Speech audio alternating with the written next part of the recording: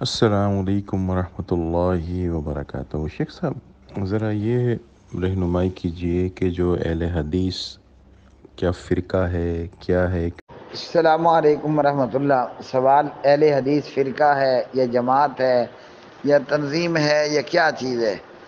آپ نے حوالہ دیا قاری خلیل الرحمان صاحب کا، شاہ صاحب کا، دونوں ہی ٹھیک کہتے ہیں، اور رہ گیا معاملہ حضرات مقلدین کا، ان کا کہنا کج فہمی پر اور کم علمی پر مبنی ہے۔ اصل حدیث تو یہ ہے کہ نبی پاک علیہ السلام نے فرمایا جامع ترمذی اور دیگر روایات میں نا، یہود کے 71 فرقے ہوئے اور نصارہ کے 72 فرقے ہوئے، اور میری امت 73 فرقوں میں بڑھ جائے گی۔ آپ صلی اللہ علیہ وسلم نے فرمایا کلہم فی النار، سارے ہی جہنم جائیں گے سوائے ایک کے۔ اب جو ایک ہوگی نا وہ جماعت ہوگی۔ حدیث کے راوی عبداللہ بن عمر ہیں رضی اللہ تعالی عنہ۔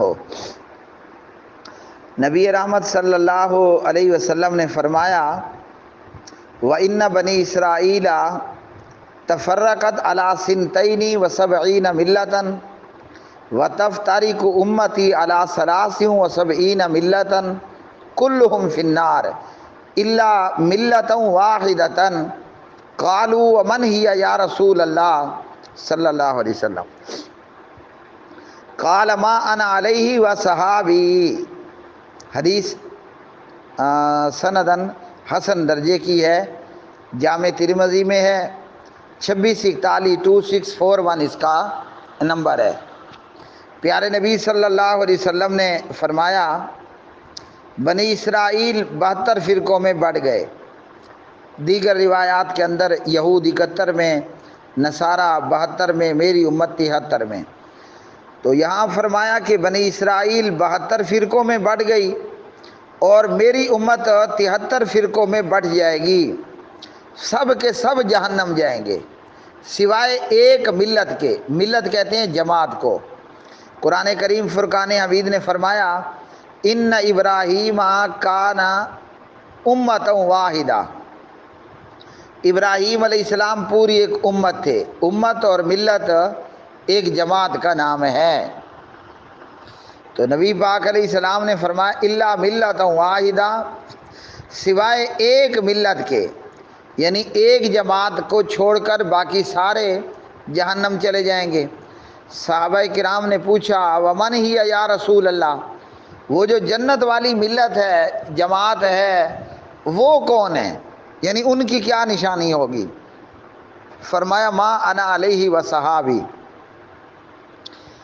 وہ جماعت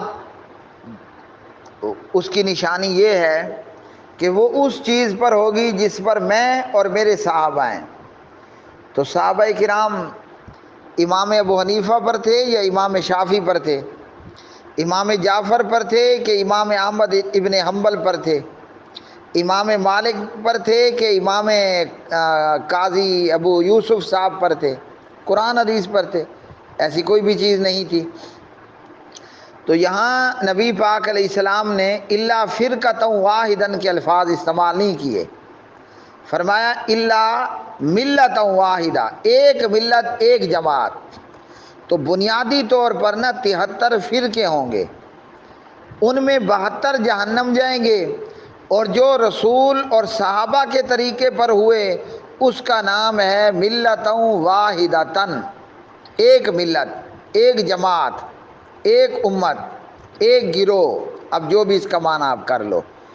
تو یہ نا جہنم میں نہیں جائیں گے۔ اور نشانی یہ بتائی کہ ان کے عقائد، ان کے اعمال کا دار و مدار، ان کے عقائد کی بنیاد، ان کے اعمال کی بنیاد اے رہا وہ کتاب و سنت پر ہوگی، قرآن اور حدیث پر ہوگی۔ تو یہی نجات پانے والی جماعت ہے۔ اب قرآن پر اور حدیث پر اہل حدیث ہی ہے، ورنہ تو کوئی کوفی ہے تو کوئی بغدادی ہے، کوئی ایرانی ہے تو کوئی دیوبندی ہے، کوئی ہندوستانی ہے تو کوئی جاپانی ہے، مختلف ایٹم ہیں۔ اور جو صرف اللہ کے قرآن پر ہیں عقائد میں بھی اور اعمال میں بھی، وہ اس آسمان تلے اور اس زمین اوپر اہل حدیث ہیں۔